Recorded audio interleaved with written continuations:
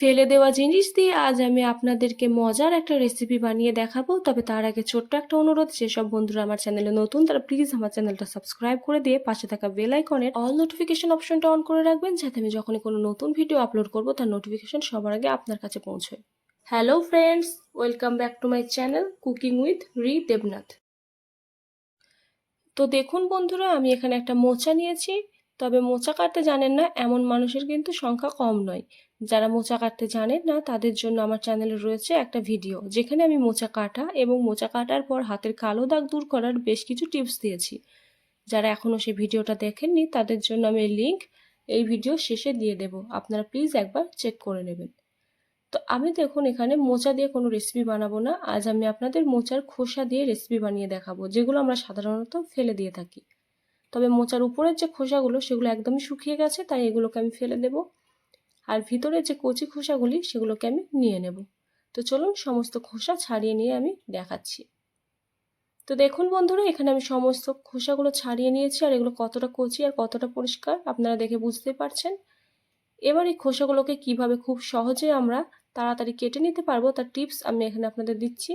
তো দেখুন এখানে একটা খোসার মধ্যে আমি আর একটা খোসা ভরে দিচ্ছি, আর এখানে আগে থেকে দুটো খোসা একসাথে জোড়া লাগানো ছিল। এবার চারটে খোসাকে আমি এক জায়গায় করে নিচ্ছি। দিয়ে সমস্ত খোসাগুলো এক জায়গায় করার পর আমি এইভাবে রোল করে নেব, তারপর হাতে শক্ত করে ধরে নেব। এবার এগুলোকে আমি ছোট ছোট করে কেটে নেব। তো দেখুন এইভাবে কাটলে কিন্তু খুব কম সময়ে আমরা খোসাগুলোকে তাড়াতাড়ি কেটে নিতে পারবো। তো দেখুন কত সুন্দর খোসাগুলো কাটা হচ্ছে একসাথে, আর আমাদের অনেক সময়ও বেঁচে যাচ্ছে। তো এইভাবে আমি সমস্ত খোসাগুলো কেটে নেব, তারপর আপনাদের কাছে ফিরে আসব। এখানে দেখুন একটা পাত্রে আমি কিছুটা জল নিয়েছি। এবার আমি এর মধ্যে দিয়ে দেব হলুদের গুঁড়ো। এবার এই হলুদ গোলা জলের মধ্যে আমি আগে থেকে কেটে রাখা মোচার খোসাগুলোকে দিয়ে দেব। তারপর খুব ভালোভাবে এই হলুদ গোলা জলের মধ্যে আমি খোসাগুলোকে একটু ভালোভাবে নেড়ে ছেড়ে আধ ঘন্টা মতো ভিজিয়ে রাখবো। তাতে করে আমাদের মোচার খোসাগুলো একদম পরিষ্কার হয়ে যাবে। কিভাবে তালের রস বার করতে হয় এবং তালের রসের তেতো ভাবটা কিভাবে আমরা দূর করব সে বিষয়ে আমার চ্যানেলে ভিডিও রয়েছে, তার লিংক আমি উপরে আই বাটনে দিয়ে দেবো। আপনারা প্লিজ একবার সেই ভিডিওটা চেক করে নেবেন। বন্ধুরা, আমি আপনাদের কাছে হাত জোর করে অনুরোধ করছি, যদি আমার ভিডিও আপনাদের একটুও ভালো লেগে থাকে তাহলে প্লিজ একটা লাইক করে দেবেন, আর ভিডিওটা বন্ধুদের সাথে বেশি বেশি করে শেয়ার করে তাদেরকেও দেখার সুযোগ করে দেবেন। এদিকে দেখুন আধ ঘন্টা পর আমি ফিরে এসেছি, আর আমাদের মোচার খোসাগুলো কতটা পরিষ্কার হয়ে গেছে। আর দেখুন এই যে খোসার কষে আমাদের এই হলুদ গোলা জলটা কতটা কালো হয়ে গেছে। এবার 3 থেকে 4 বার খুব ভালোভাবে আমি মোচার খোসাগুলোকে পরিষ্কার জলে ধুয়ে নেব। তারপর এগুলোকে জল ঝরিয়ে নেব। তো ভালো করে ধুয়ে জল ঝরিয়ে নিয়েছি আমি। এবার এর সাথে মিশিয়ে দেব বেশ কিছু উপকরণ। তো প্রথমে আমি এখানে দিয়ে দেব চালের গুঁড়ো। এই চালের গুঁড়োটা আমি বাড়িতে তৈরি করেছি, আপনারা এটাকে দোকান থেকে খুব সহজেই কিনে নিতে পারেন। তো এখানে আমি 3 চামচ চালের গুঁড়ো দিয়ে দেব। এবার রঙের জন্য আমি এখানে দিয়ে দেব হলুদের গুঁড়ো।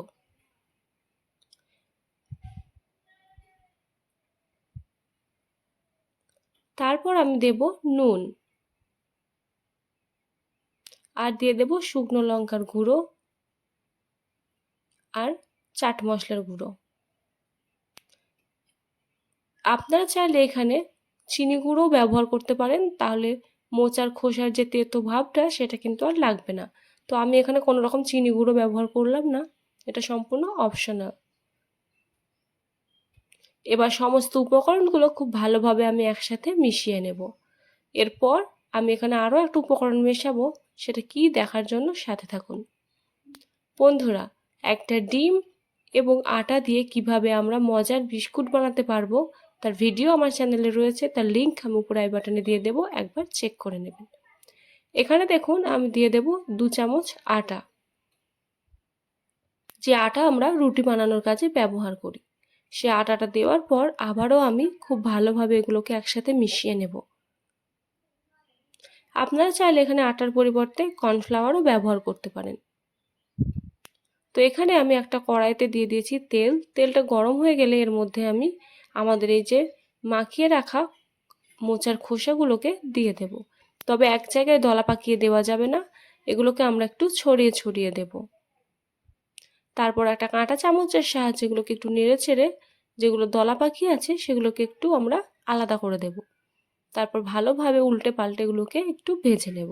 দুটো কাঁচা আলু আর আটা দিয়ে কিভাবে আমরা দারুণ স্বাদের স্ন্যাক্স বানাতে পারবো তার ভিডিও আমার চ্যানেলে রয়েছে, তার লিঙ্ক আমি উপরে আই বাটনে দিয়ে দেবো। যারা এখনো দেখেননি প্লিজ চেক করে নেবেন।